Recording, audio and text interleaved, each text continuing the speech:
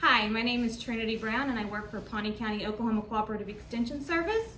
I'm Stacey Dawson. I work for the Osage County Cooperative Extension Service. And today we're going to teach you how to make healthy, nutritious, and fun snacks for the holiday season. First, I'm going to show you how to make a cranberry salsa. It's fun, it's colorful, and it's healthy for you for this holiday season. The first thing you're going to add is your cranberries. These are chopped cranberries, and I used a food processor. You can use a knife, whichever you prefer. So this is 1.5 cups of cranberries chopped, and I'm going to put them in our bowl.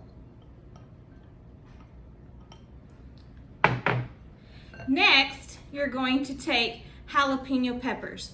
There's 2 jalapeno peppers here, and I have seeded them and minced, and I'll add them to the bowl.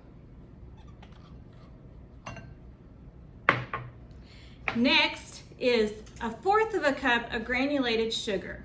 When you're measuring your sugar, make sure that you level it off before adding it to your recipe. Next, we will take 2 tablespoons of chopped fresh cilantro and add it to the bowl. Next is 1 teaspoon of ginger.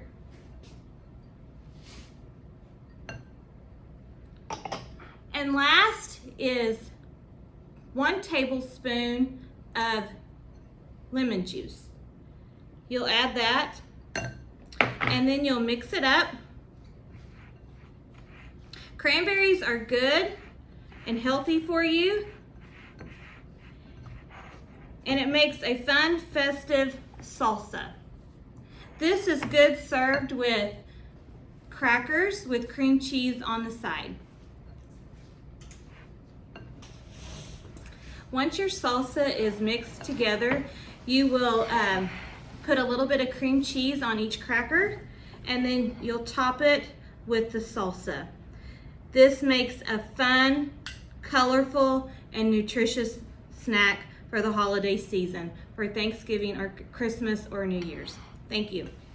Now I'm going to show you how to make sliders. Sliders are simple and they're a fun thing to do. They're great for kids, adults, and they're great for those last minute parties that you get invited to, something quick and easy. So you can take any kind of dinner rolls or anything kind of simple, just some bread that's kind of pull apart.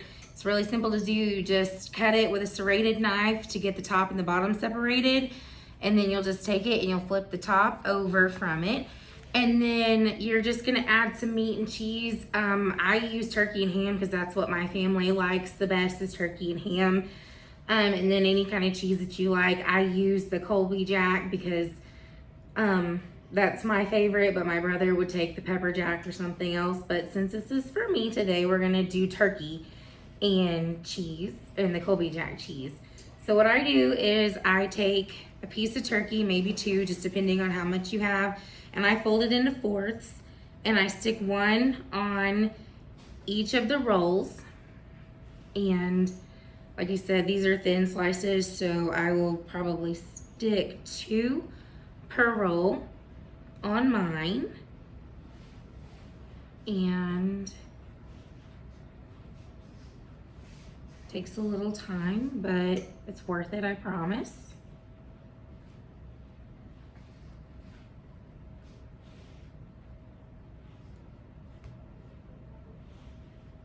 And then when I move on to my cheese, the cheese you kind of do just, if you like a lot of cheese, you can add more cheese. I fold the cheese slice in half, and then I fold it in half again. Then I stick those 2 slices on top of my meat.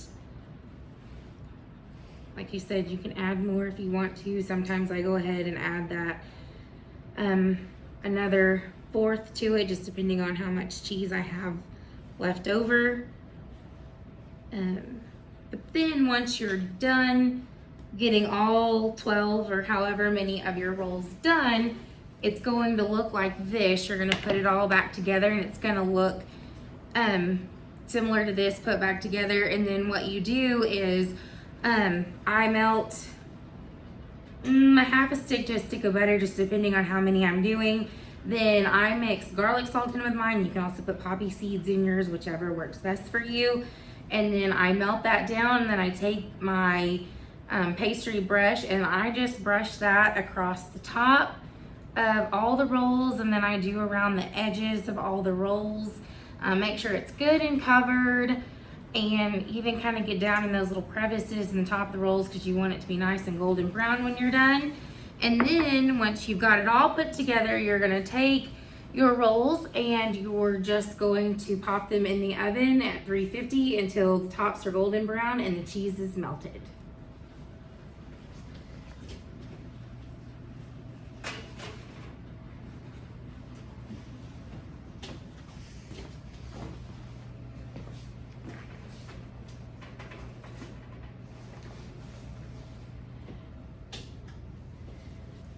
Once your cheese is melted, you take them out and you're gonna wanna sit them on a trivet. I don't have a trivet today, so I'm using an oven mitt. Then you'll just sit them there. You let them cool just a little bit for a few seconds. I don't know, I can't wait that long usually when I make these.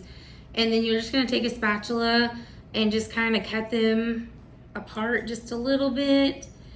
And then once you can get it apart, maybe, you just pick it up and you put it on your plate and they are ready to be served.